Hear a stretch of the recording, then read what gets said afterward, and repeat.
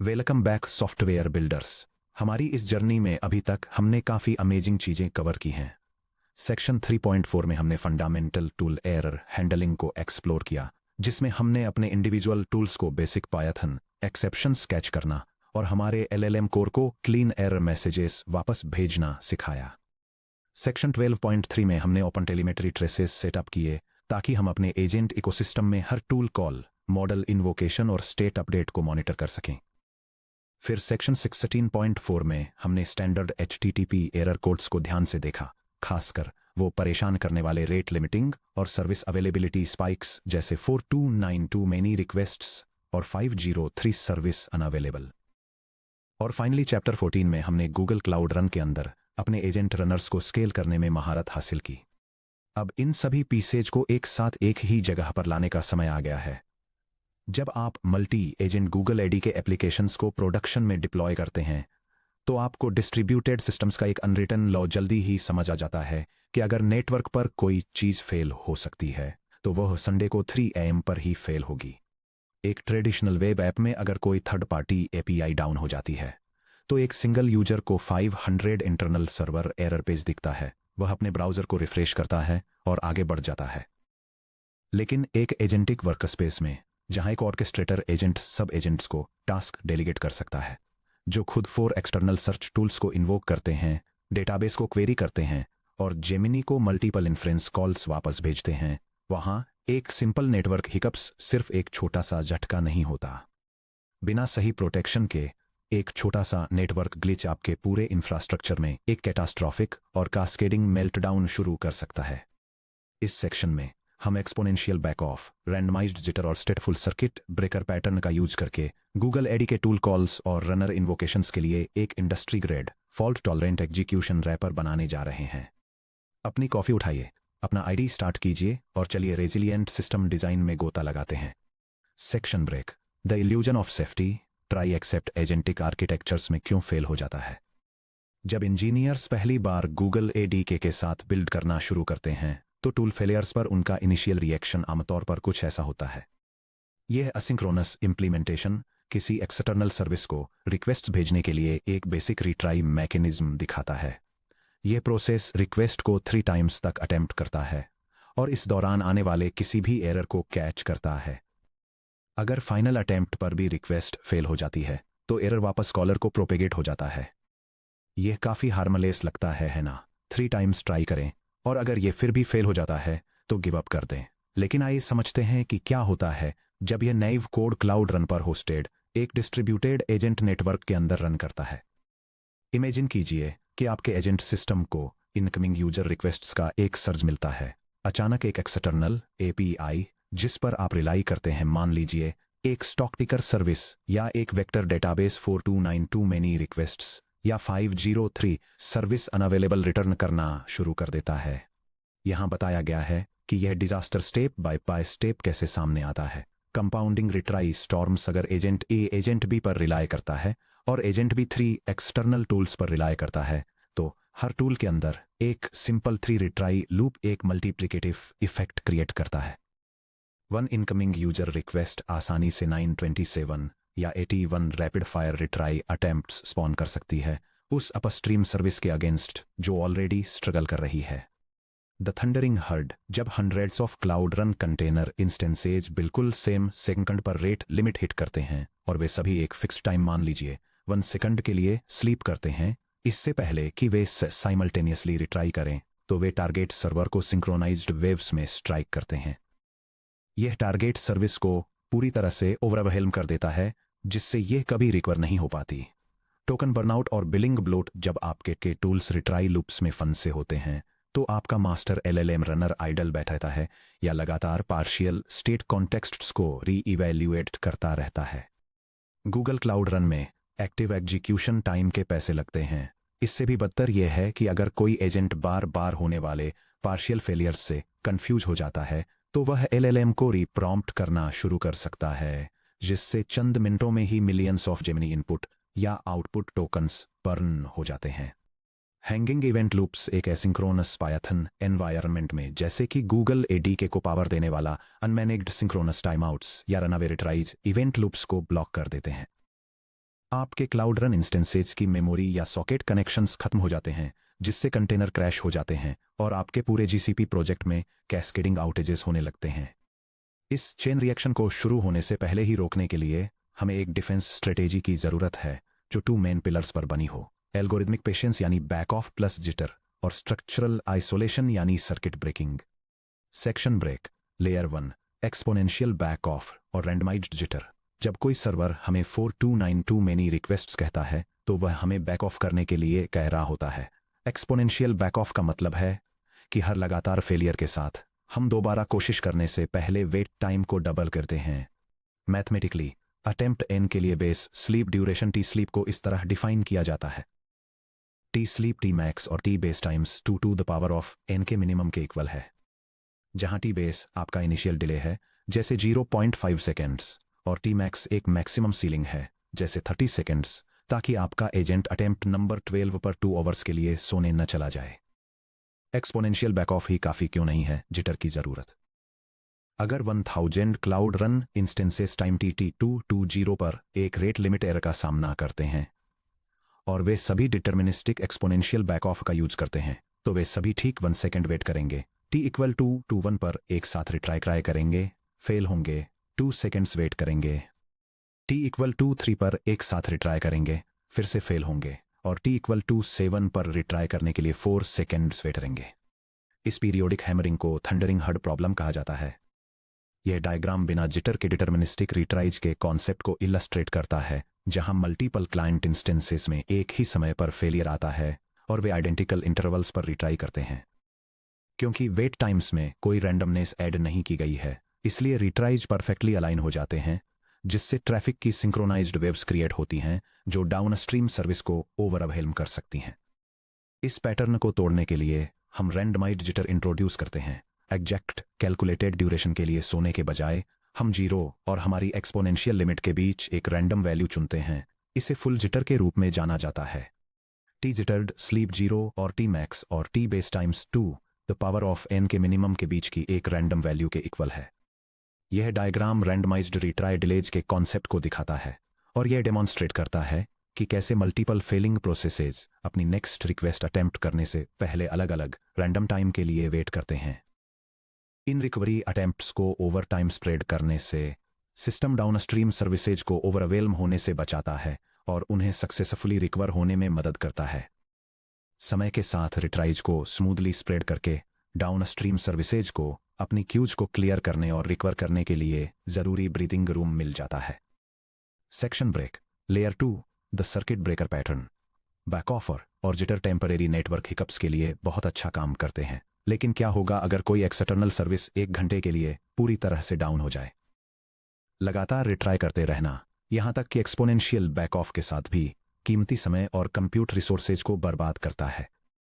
यह हमें circuit breaker pattern पर लाता है। The skyscraper analogy. एक मॉडर्न हाई राइज स्काईस्क्रेपर के बारे में सोचिए जो एक एडवांस्ड इलेक्ट्रिकल ग्रिड से लैस है। बिल्डिंग के हर विंग में हाई वोल्टेज सर्ज प्रोटेक्टर्स और स्मार्ट सर्किट ब्रेकर पैनल्स हैं जो एक सेंट्रल मॉनिटर से कनेक्टेड हैं।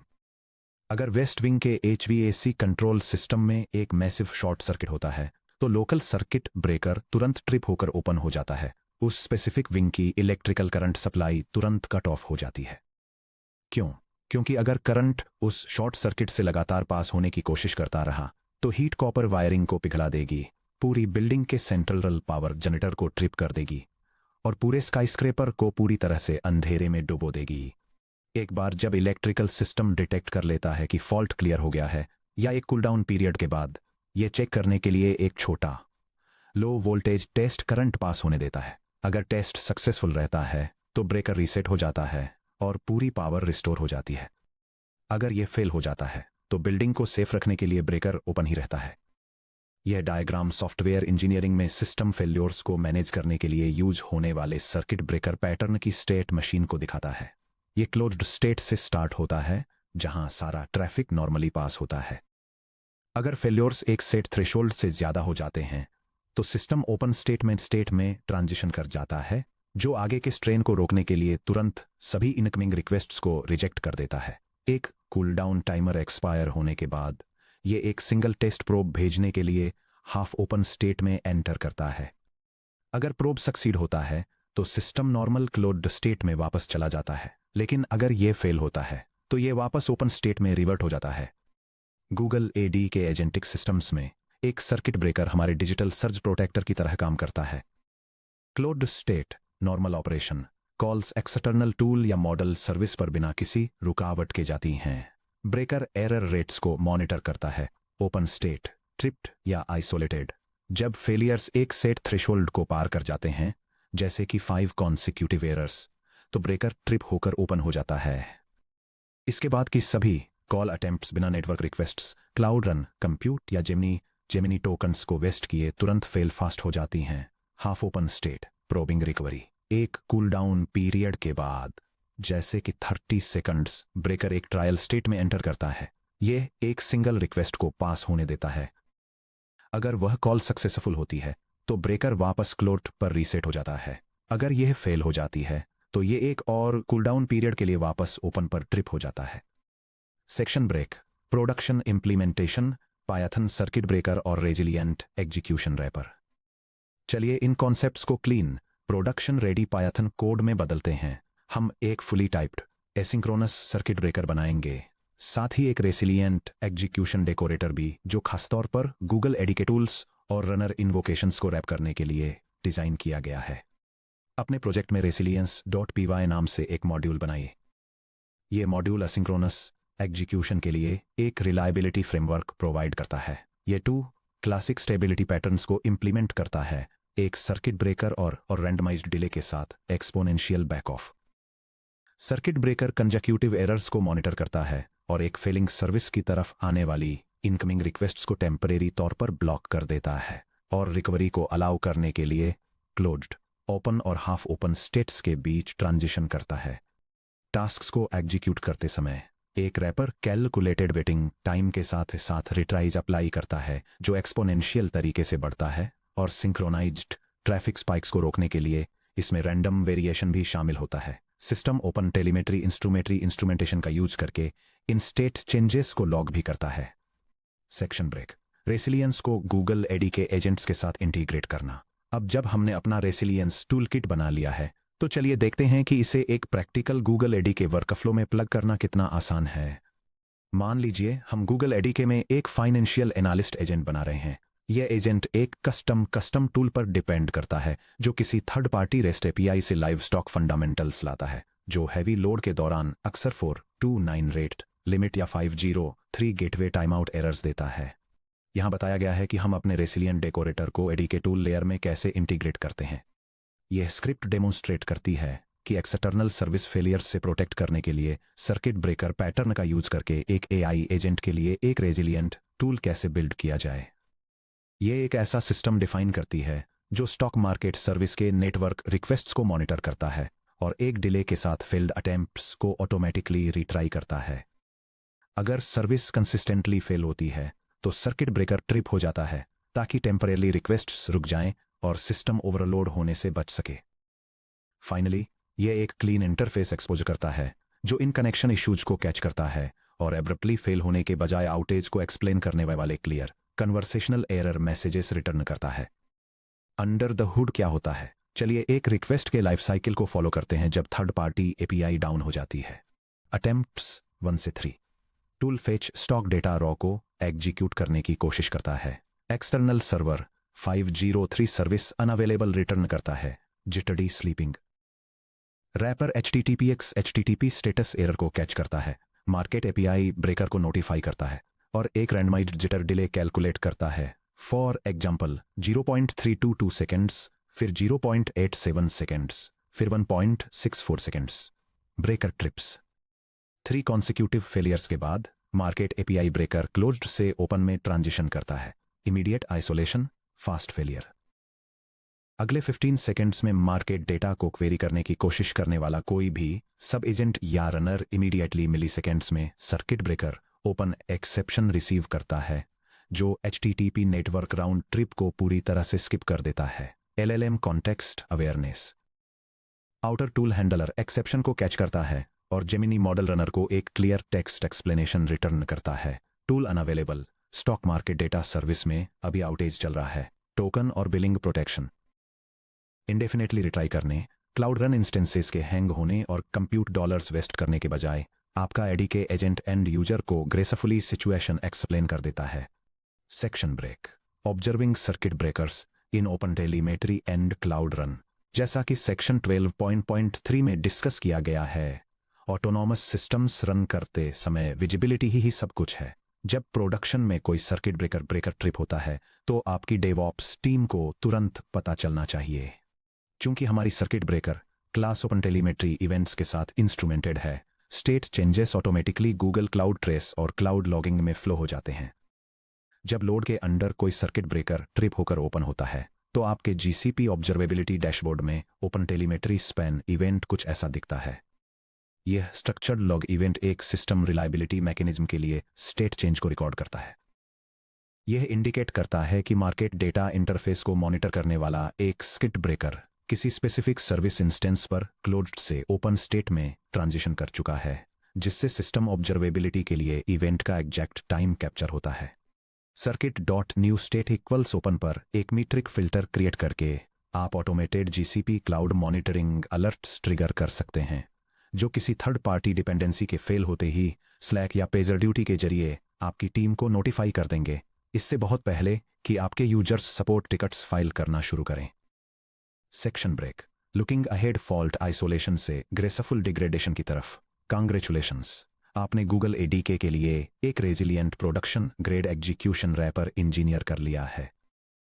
Exponential back off algorithmic patience दिखाने के लिए, रैंडमाइज्ड जिटर थंडरिंग हर्ट्ज से बचने के लिए और सर्किट ब्रेकर्स फेलिंग सिस्टम्स को आइसोलेटेड करने के लिए कंबाइन करके आपके एजेंट्स बिना आपके जीसीपी बजट को बर्न किए या क्लाउड रन इंस्टेंसेस को क्रैश किए गंभीर नेटवर्क स्टॉर्म्स को आसानी से झेल सकते हैं। हालांकि किसी फेलिंग एपीआई को आइसोलेट करना तो सिर्फ आधी जंग है। एक बार जब सर्किट ब्रेकर ट्रिप होकर ओपन हो जाता है और प्राइमरी सर्विस का एक्सेस कट कर देता है तो आपके एजेंट को आगे क्या करना चाहिए? क्या उसे बस हार मान लेनी चाहिए और कहना चाहिए सॉरी मैं हेल्प नहीं कर सकता? बिल्कुल नहीं। प्रोडक्शन ग्रेड एजेंट्स अडेप्ट करते हैं। सेक्शन 17.2 ग्रेसफुल डिग्रेडेशन और फॉलबैक मॉडल स्ट्रेटेजीज में हम अपने सर्किट ब्रेकर फाउंडेशन को और मजबूत करेंगे। हम एक्सप्लोर करेंगे कि कैसे डायनेमिकली बैकअप एलएलएम प्रोवाइडर्स को स्वैप करें, रिक्वेस्ट्स को कैश्ड डेटा सेट फॉलबैक्स पर रूट करें और एजेंट कैपेबिलिटीज को स्मूथली डाउनग्रेड करें ताकि आपके यूजर्स कभी भी अंधेरे में न रहें। चलिए सेक्शन 17.2 पर चलते हैं और ग्रेसफुल डिग्रेडेशन के आर्ट को मास्टर करते हैं।